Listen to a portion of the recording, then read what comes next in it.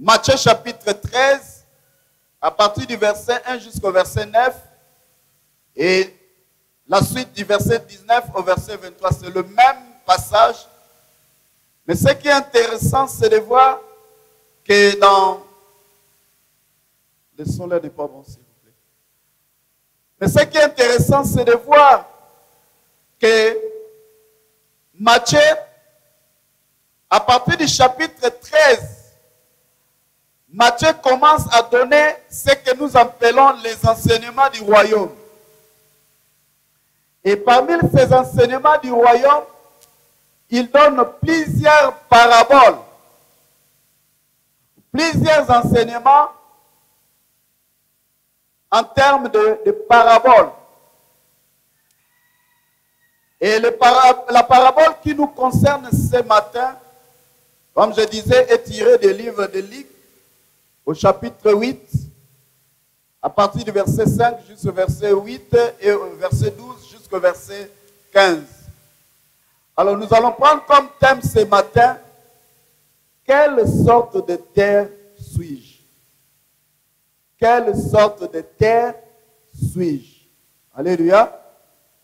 Quelle sorte de terre suis-je? Donc c'est une question que chacun de nous doit se poser, de savoir, parce que ici, dans cette parabole, le Seigneur relate notre réceptivité à l'évangile. Comment est-ce que nous recevons l'évangile? Et nous devons savoir une chose, que le problème n'est pas le message évangélique, ni même les talents de ceux qui annoncent cette parole. Le problème n'est pas le message évangélique. Alléluia. Parce qu'il y a plusieurs prédicateurs aujourd'hui. Il y a des bons messagers aujourd'hui. Ils sont talentueux. C'est des bons prédicateurs. Mais le problème, c'est au niveau de notre réceptivité. Comment est-ce que nous recevons l'évangile que nous écoutons matin, midi, soir? Alléluia. Le problème réside à l'état du cœur de celui qui entend. Likambo ali na moto oyo, motema ya moto oyo ezoyo kamaloba na nzambe. Le problème, ce n'est pas ceux qui prêchent ou l'évangile qui est prêché. Mais le problème réside au niveau de qui? De celui qui écoute. C'est pour cela, le Seigneur, dans Proverbe chapitre 4, le verset 23, a dit ceci. J'aimerais quand même que nous puissions lire ce texte. C'est vraiment intéressant de voir qu'est-ce que le Seigneur a dit dans Proverbe chapitre 4, le verset 23. Si, au niveau de... Voilà. Voilà ce que la Bible dit. Garde ton cœur plus que toute autre chose. Car de lui, c'est-à-dire du cœur, viennent les sources de la vie. La vie chrétienne, ce n'est pas le fait de venir tous les jours à l'église. Ce n'est pas le fait d'écouter la parole de Dieu chaque jour.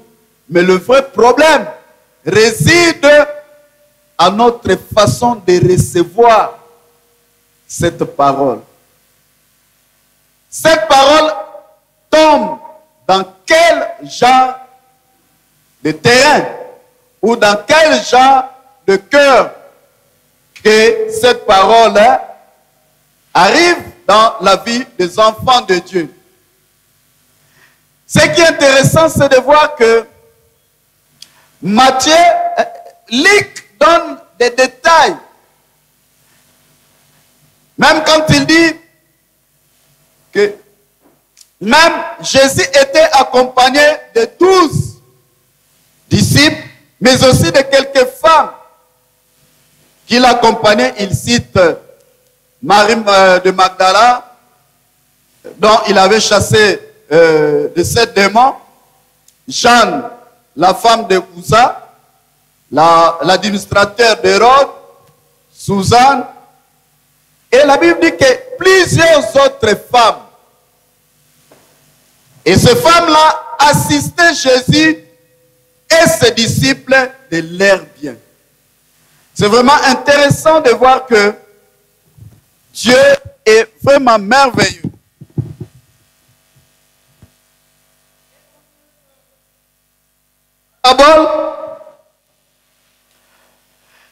L'histoire, bien aimé, est simple. Et cette histoire décrit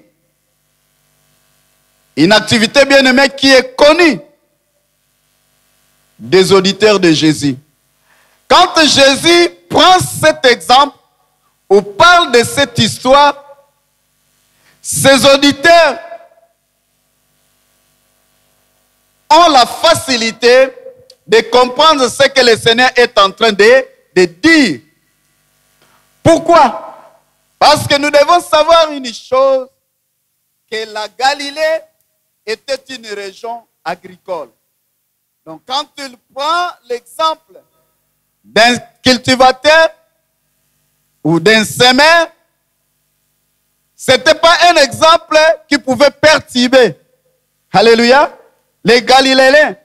Pourquoi? Parce que cette région était une région agricole. La semence tombe ou même tombera sur plusieurs types de terrains. Des types de terrains différents. Et ce matin, ou dans ce texte, le Seigneur Jésus en mentionne 4.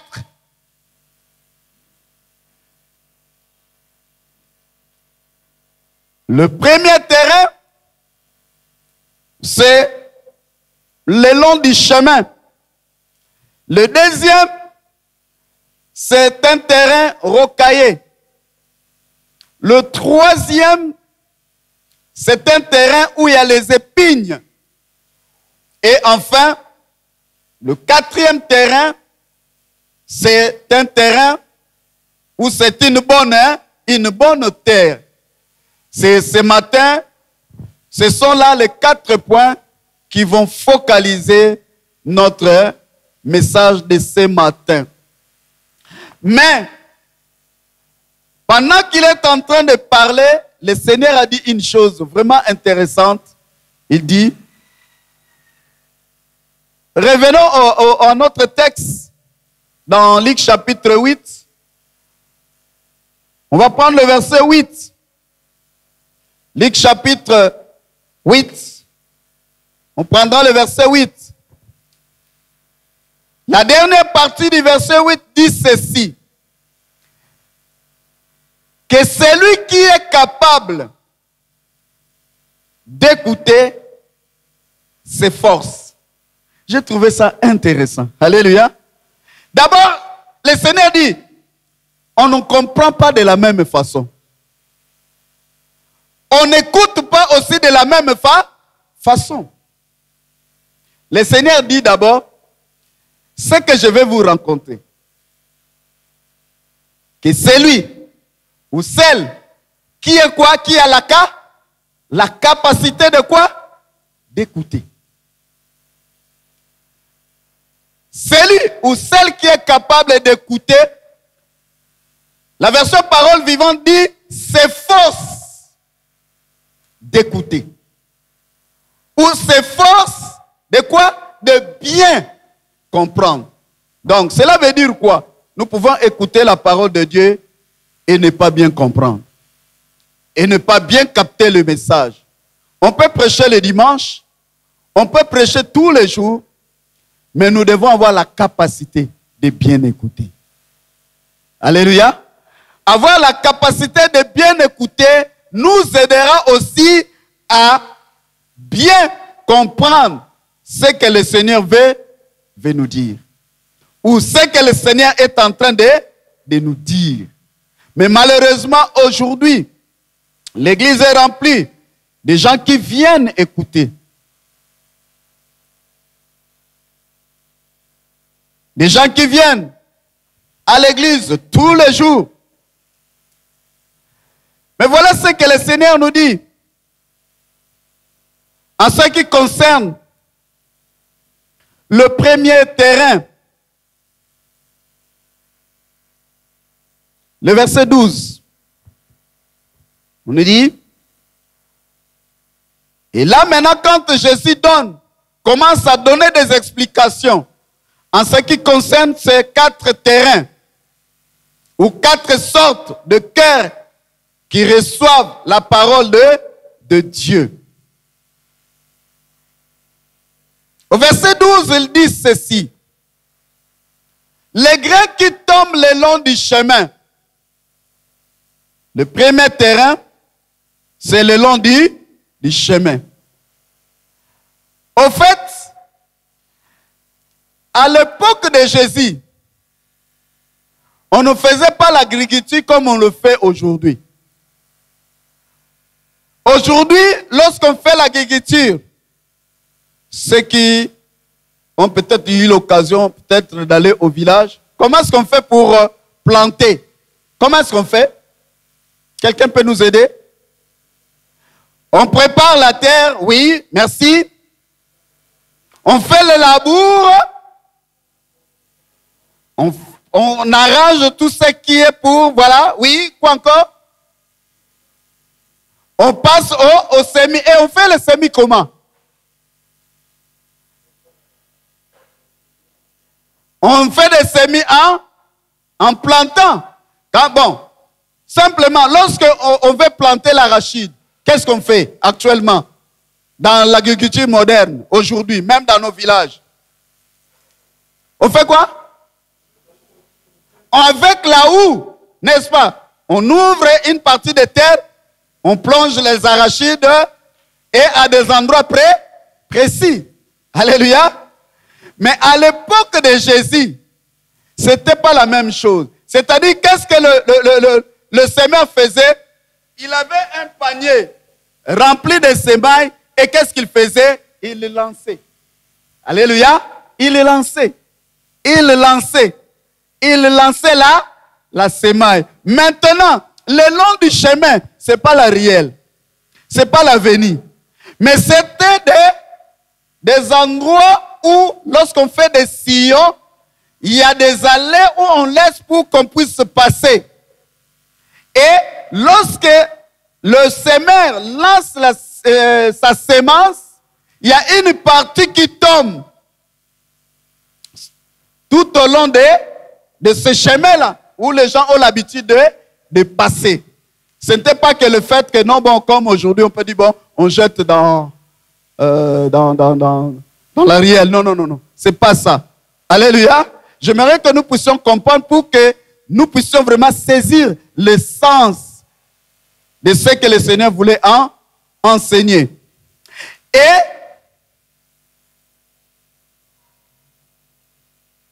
il ne s'agit pas d'une route ici. Comme je l'ai dit, il s'agit de quoi? Des sentiers, des allées. Merci beaucoup. Des sentiers ou des allées, des sentiers en terre battue qui séparent les étroites bandes des terres cultivées. Les graines qui tombaient sur ce chemin n'avaient aucune chance de s'enfoncer dans la terre compactée. Alléluia. Donc, graine oyo babwaka kiwana ezalaki na chance te comme elaki na banzela toto wana ezalaki préparé te pour na ko recevoir ba graine wana. Comme conséquence ya nini moyen ebota ezali te. Et le Seigneur dit aucune chance de s'enfoncer. Les graines qui tombent le long du chemin. Alors représente quoi? Ou représente qui? Jésus prend un exemple de la vie quotidienne pour donner un enseignement spirituel. Vous allez voir que dans toutes les paraboles de Jésus, c'est des exemples par rapport au vécu, au quotidien, mais il prend ces exemples-là pour nous donner un enseignement spirituel.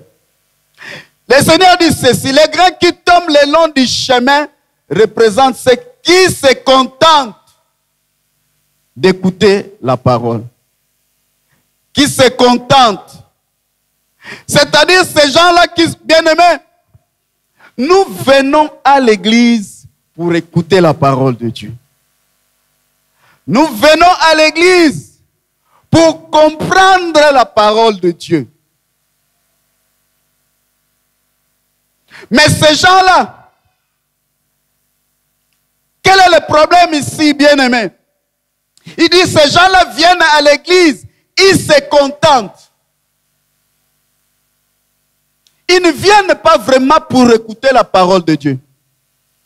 Mais ils se disent, bon, je n'ai rien à faire aujourd'hui à la maison, je vais quand même à l'église. Alléluia. Je vais quand même à l'église. Bon, si je ne viens pas, le pasteur dira, bon, pourquoi il n'est pas venu? Mais le problème, c'est quoi? Mais ensuite, le diable survient et il fait quoi? Enlève de leur cœur la parole pour les empêcher d'y croire et d'être sauvés. Le problème, c'est à ce niveau-là.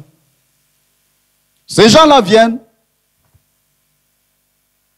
ils écoutent la parole de Dieu. Malheureusement, la sémence est foulée aux pieds.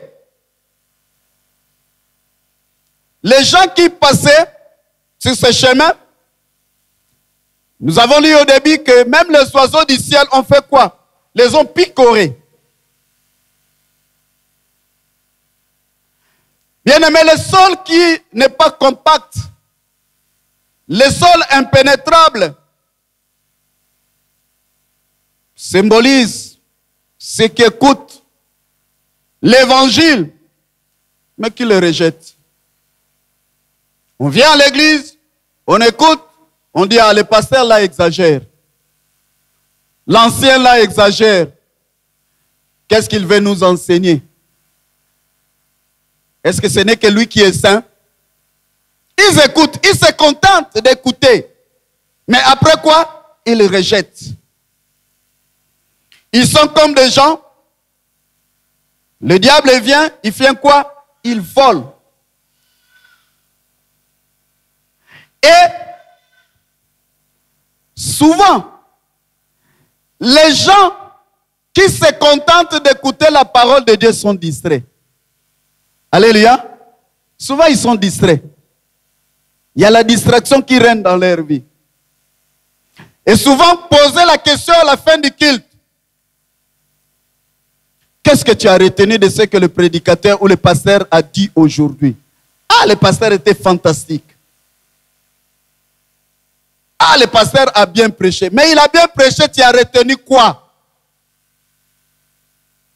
Il a bien prêché, qu'est-ce qui a touché ton cœur? Il a bien prêché, qu'est-ce que tu as pris comme résolution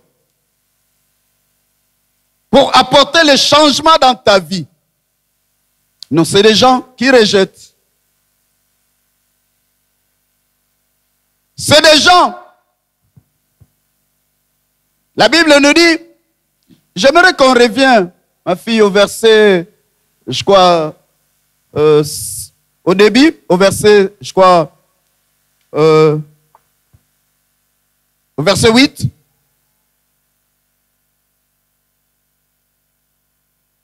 C'est bon?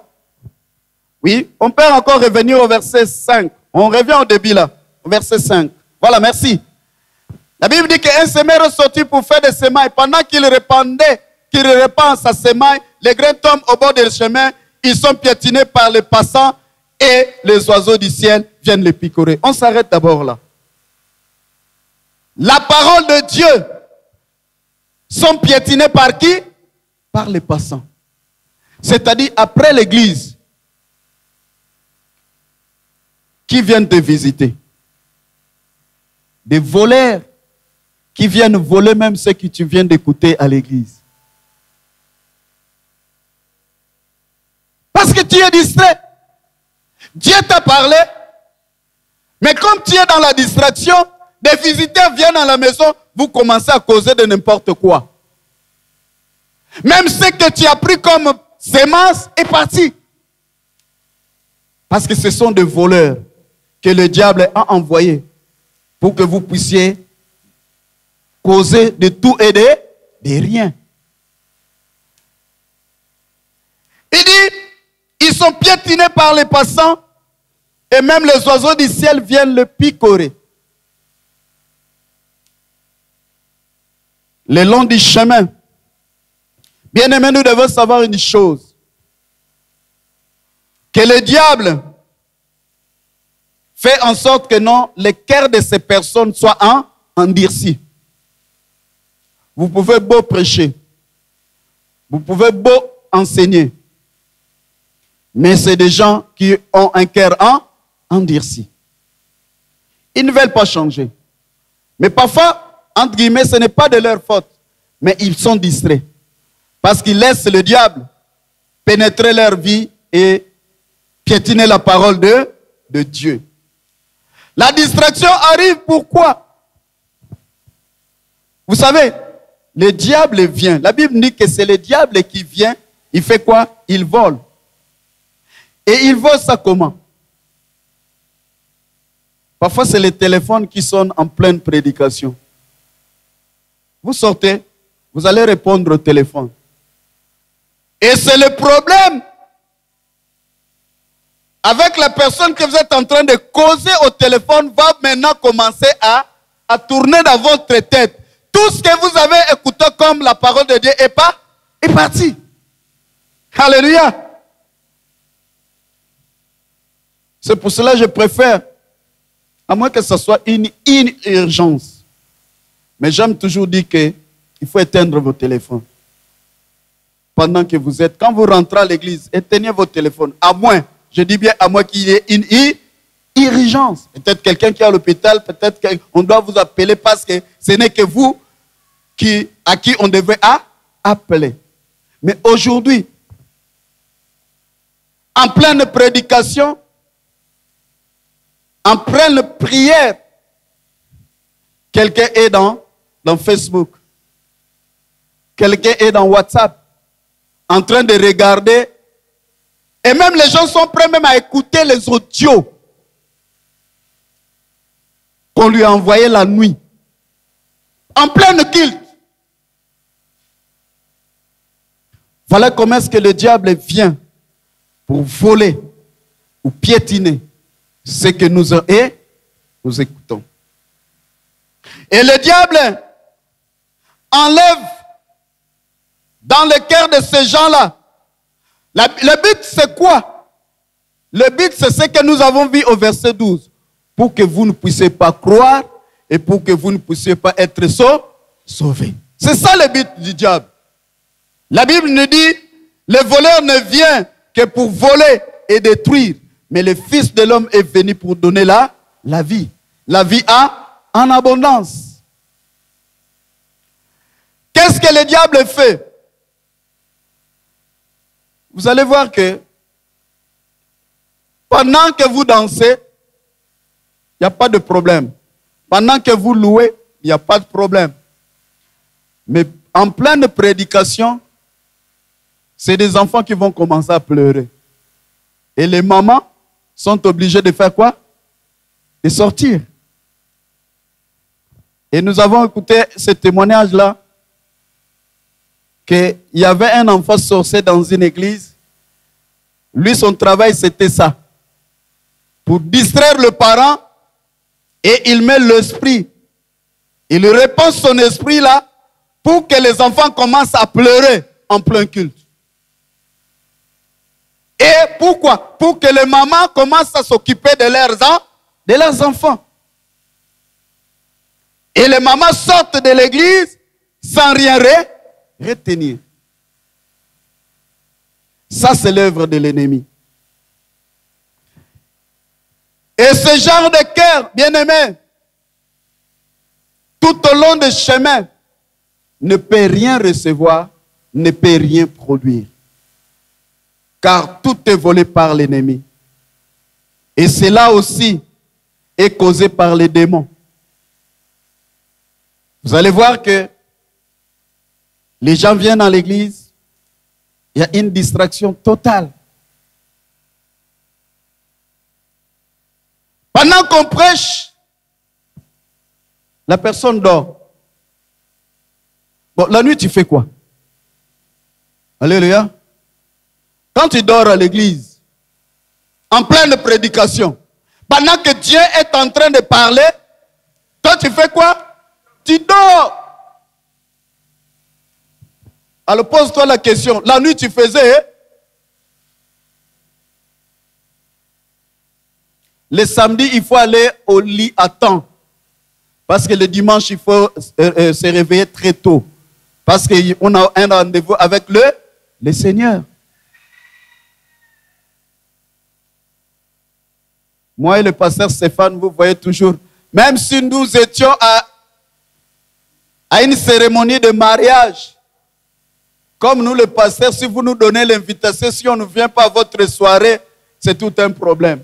Mais vous ne savez pas que vous nous invitez dans vos soirées de mariage, mais le dimanche, nous devons être là pour apporter la parole de Dieu. Donc parfois, on quitte la salle de mariage à 3 heures du matin, mais à 6 heures, nous devons être debout parce que nous avons un rendez-vous à apporter la parole de Dieu. La dernière fois, je disais au pasteur Stéphane, ah, le pauvre de toi. Quand nous sommes allés au mariage du pasteur Sita, c'est lui qui devrait prêcher ce dimanche-là.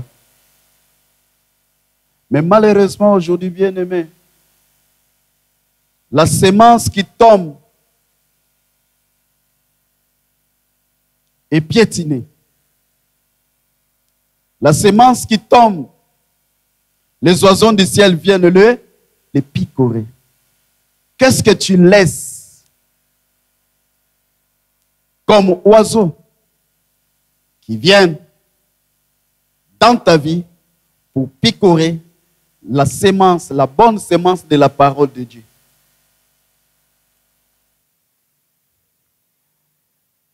Deuxième terrain, au chapitre 8, le verset 13. Il s'agit d'un cœur rocaillé ou d'un terrain rocaillé. La Bible nous dit, d'autres ressemblent aux grains qui tombent sur un terrain rocaillé. Lorsqu'ils entendent la parole, ils acceptent avec joie. Oh, ya, ya, ya, ya. Oh, le pasteur était merveilleux. Oh, la prédication d'aujourd'hui. Ya, ya, ya, ya, ya. On l'accepte avec joie. Mais malheureusement, il y a un problème. Alléluia.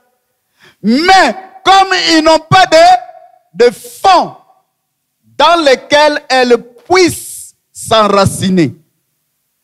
Mais si ça, exaté. Ce cœur rocaillé, ce terrain rocaillé, il peut y avoir des plantes, mais malheureusement, il n'y a pas de racines. Mais si c'est au doigt malobanzambe, mais malobanzambe boti ba racine dans ta vie. Et elle ne va pas quoi? En profondeur. Quand il n'y a pas de racines, il n'y a pas aussi de profondeur. Malheureusement, la Bible nous dit quoi? Ce qui m'a beaucoup touché, il dit ce genre de personnes, ce genre de cœur, leur foi est passagère. C'est très grave. Alléluia. C'est très, très grave.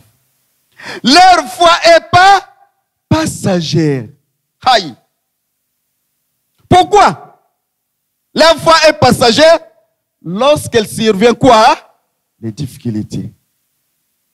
Lorsqu'elle survient quoi? L'épreuve. Lorsqu'il arrive une tentation. Ils font quoi? Ils se retirent. Et ils se disent de toutes les façons, la vie chrétienne là, j'abandonne. Ah! Ici, Jésus, bien-aimé, ne parle pas d'un seul jonché de cailloux. Pourquoi? Parce que ceux-ci auraient été retournés par le labourage et on pouvait les enlever. Mais malheureusement, cependant, bien des endroits, il y avait un lit rocher assez profond pour ne pas être atteint par la charrue. Un lit profond.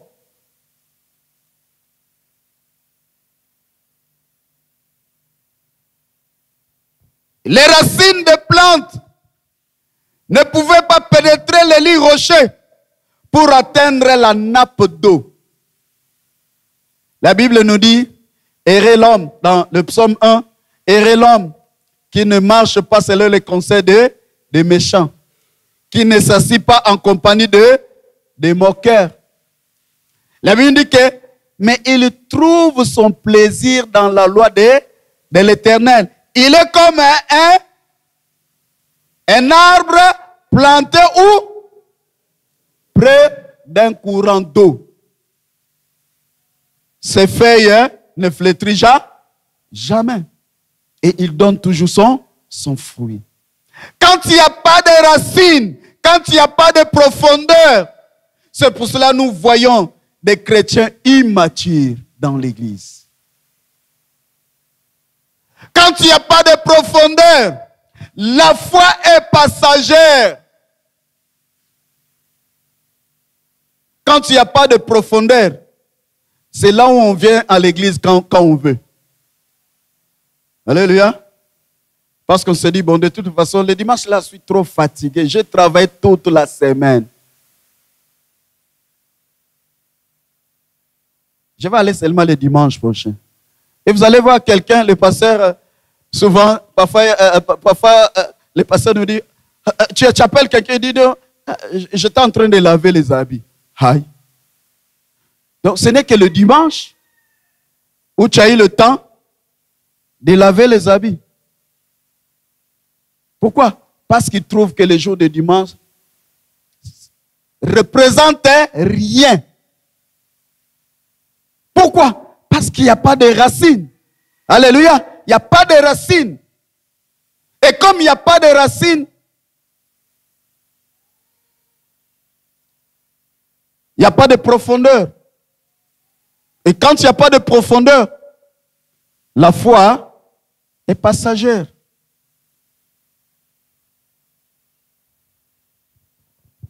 Les rocs sans profondeur, bien-aimés, illustrent ceux qui font une profession de foi superficielle. Ces gens, bien-aimés, semblent au départ être l'opposé de ceux qui ont un cœur dur.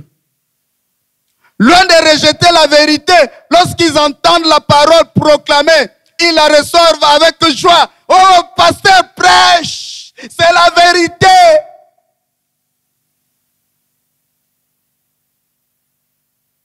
Mais il n'y a pas de profondeur dans leur vie.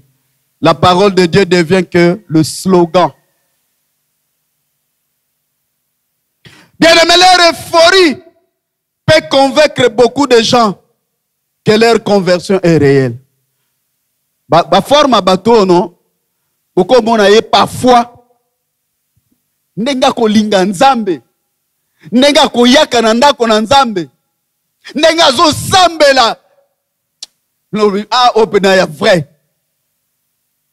Il va vous donner une fausse spiritualité. Il va vous montrer une fausse spiritualité. Mais au fond, il n'y a pas de profondeur. Pourquoi? Ils acceptent avec joie la parole de Dieu.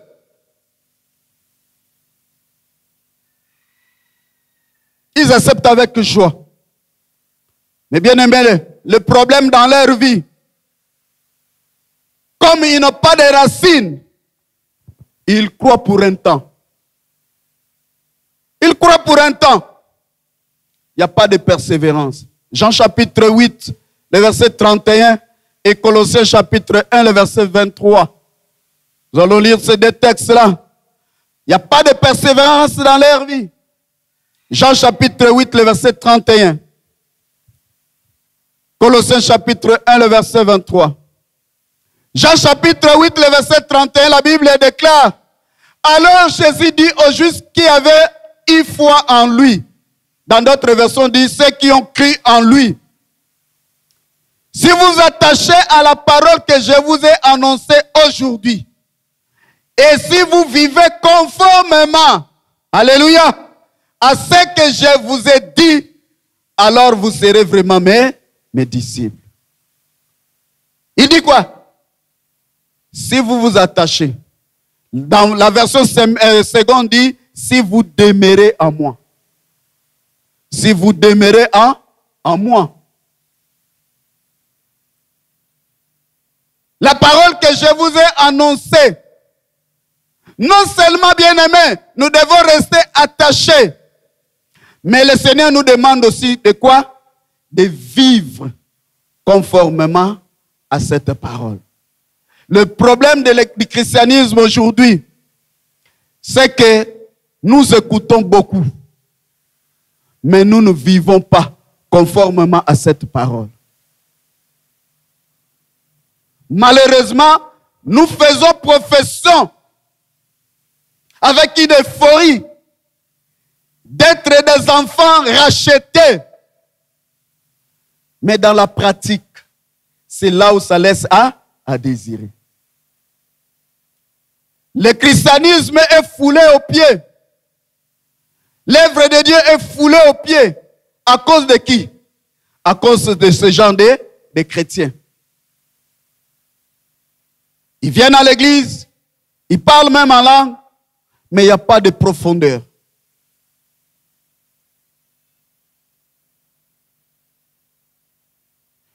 Colossiens chapitre 1, le verset 23. Voilà ce que la parole de Dieu nous dit. C'est que vous demeurez inébranlables. Je vais quand même, reviens au verset 22 de Colossiens chapitre 1. On prendra le verset 23, mais on prend d'abord le verset 22 aussi. C'est intéressant. Voilà. Mais voici que le Christ vous a réconcilié avec lui par la mort de son corps humain. Vous pouvez à présent paraître saints, sans tache et sans reproche devant ses yeux à une condition toutefois. Alléluia. À une condition. Le verset 23 maintenant, quelle est la condition? C'est que vous demeurez inébranlables. Sur quoi? Sur le fondement de la foi, sans vous laisser écarter de l'espérance que l'évangile a fait naître en vous. Alléluia. Cette bonne nouvelle que vous avez entendue a été publiée parmi toutes les créatures sous le ciel, et à moi, Paul, j'en suis devenu le messager. Ici, le Seigneur nous demande quoi? D'être persévérant. Pour avoir des racines, pour avoir la profondeur, nous avons besoin de rester persévérants. De rester persévérants.